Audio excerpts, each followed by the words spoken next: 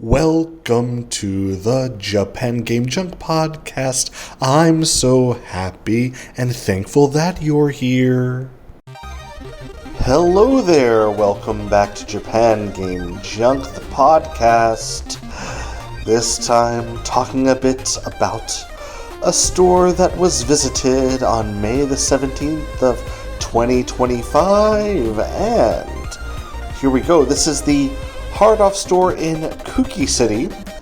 Not cookie like you eat, but Kuki, as in the city in Saitama Prefecture.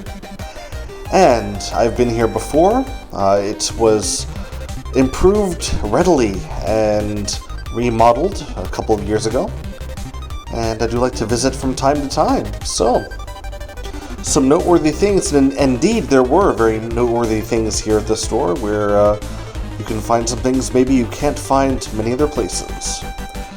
First of these being a Wonder Mega machine. So this is the Victor JVC Wonder Mega, the combination of Mega Drive and Mega CD, so Genesis and Sega CD, all in one unit. It is a well-made unit that won't break as much as your typical Sega CD machine, and it will play your games.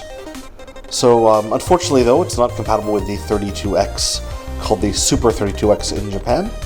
But yeah, it's something to have. Unfortunately, no box or instructions, and the controller is not the pack-in Wonder Mega controller, but a typical Mega Drive 3-button controller. But, you know, that's just picking it and it's there because the machine itself is what you want. Working well, and with a guarantee, but for 100,000 yen. For exactly half that price, for 50,000 yen, a similarly unboxed and unmanualed Neo Geo system. The huge cartridge Neo Geo system. This one, 50,000 yen. So for some reason expensive here. It's about twice what it cost new when it was released. A boxed and new, basically mint, Famicom Color Game Boy Micro, one of the more common colors you can find, with a 3-month guarantee. This one is 40,000 yen. These things are getting up in price, which don't quite understand. They're not quite as easy to play, and they don't play older Game Boy games. And if I were to get a system, I would prefer the Game Boy Advance SP over this, but hey, for each their own. Speaking of Game Boy Advance SP, you could get a special edition here for 600,000 yen. What? This is a very rare model. This is the Pokemon Center only sold blue model, which has a Pokemon on it, which I don't know the name of in either Japanese or English. But that is boxed and complete for 600,000 freaking yen. For only 22,000 yen, you can get a Neo Geo CD system. It's marked as working, but yeah, just the system and the basic things that come with it. I guess that's kind of a normal price you might pay. And a cassette vision, working and in box, 25,000 yen. Quite a bit more than what I would typically pay for something like that, but if you really want a boxed cassette vision, well, there you go. For the Nintendo Switch, what's this? This is Girl or Gil Gun? Oh, Garu. Okay, yes, Gal Gun.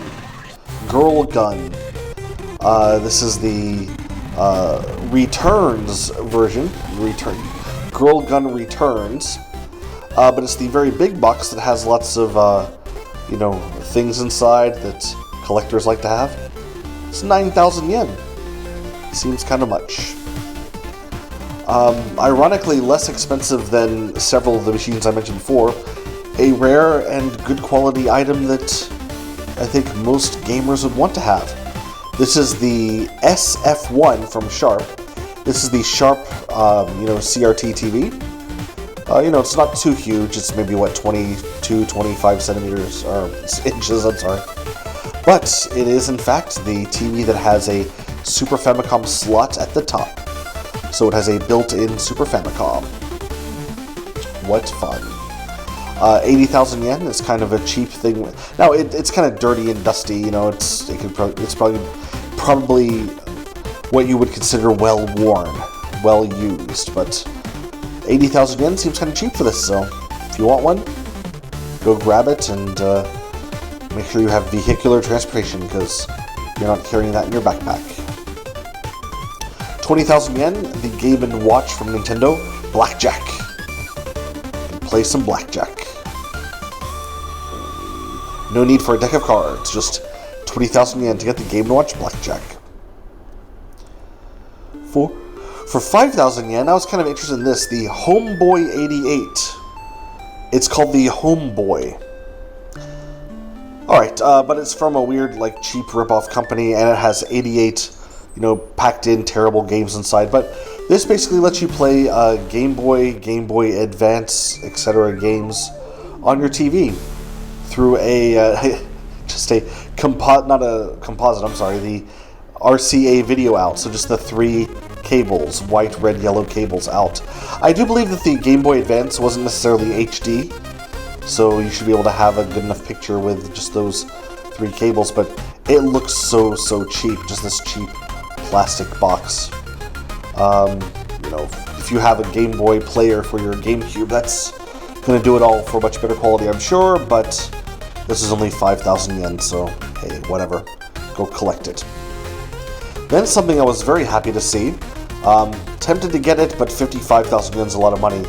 A Sega SC3000. I often mistake the SG1000 game console with the SC3000 computer. So this is in fact the computer, which is just like an old hobby computer, the same as an MSX or your, other computers at the time. Only this one will play your Sega SG1000 games. And in fact, many of those games will have things like saying, press 1 or space to start, because you can play with a keyboard on this thing. Yeah. Anyway, SC3000, an important part of Sega and computer history, although it wasn't so successful. So, if you want one, you can get one here.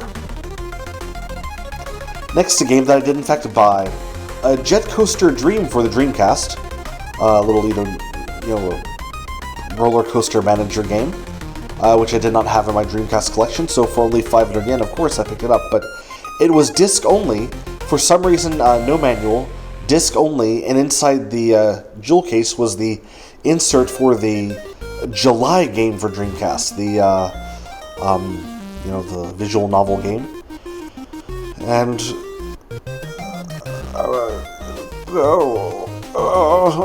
I don't know. Both start with J? July Jet Coaster? I don't know. Well, anyway, I did buy that, and now it is mine. More expensive, though, for 3,000 yen is the Street Fighter movie game for Sega Saturn. 3,000 yen complete. Also 3,000 yen very much complete, except no box or anything, just the figure, is a big figure. Looks like it's probably as big as a forearm, I'd say. But a very, very beautifully made, busty plastic figure of Kasumi from the Dead or Alive series. Has her bending over, spilling out of her top, and yeah, it's got her various accoutrements hanging from her arm. Yeah, she looks like she's getting ready to be undressed. For people who like to concubine with their figures or whatever, this is a good one for 3,000 yen. I can't get over how much spillage comes out of the top, like the softness of the flesh is being held back by the band of the garment. Anyway, it's not good to lust after fictional characters. I'm just trying to describe that for you, so you go and get it if you want it. Because if I had that money to spend on something that I'm not going to use, then for the same price, I would just get a PS1, the original PlayStation 1, the slim, tiny model, which is actually called PS1, PSONE, the unit only. No cables or controllers, just the unit only, 3,000 yen. For twice that, 6,000 yen, unit only, no cables, no controllers, was the translucent orange model of the Nintendo 64. So if you want to get a Nintendo 64 that's used and may or may not work, and you're desperate to have the orange one, well, I just recommend you get a one that works, and you go to AliExpress and get a replacement shell you can change yourself. But in any case, this is there if you want to have it. They had many copies of Kirby's Air Ride, 5,000 yen with the slipcase, and 3,000 yen. They had 3 for 3,000 yen that were disc only. It's kind of weird. And lastly, for 8,000 yen, something that I really wanted to have was an NEC computer. An NEC, which one's this? 60 something, 6,000 something. Oh no, 8,000. PC 8001. So sometimes you'll see games in Japan being sold for NEC PC systems, and they're either 8,000 or 9,000 or whatever compatible. And here's an NEC 8000 computer, just the unit itself. You plug that into your TV and play away. And yeah, these old hobby computers are a lot of fun. I enjoy my MSX, and this is similar and a bit better supported, so you can actually find games for it much more easily. Anyway, 8,000 yen, a little bit tempted, but I did not buy it on this day, so if you want it, go and get it. And that's it. Quite a bit of fun stuff I found here at the Kuki branch of Hard Off, and it's worth a visit if you're in the area.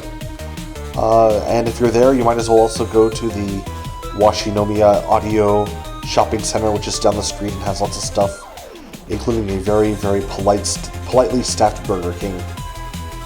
That's really all I should say. I should just stop there, so goodbye and thank you.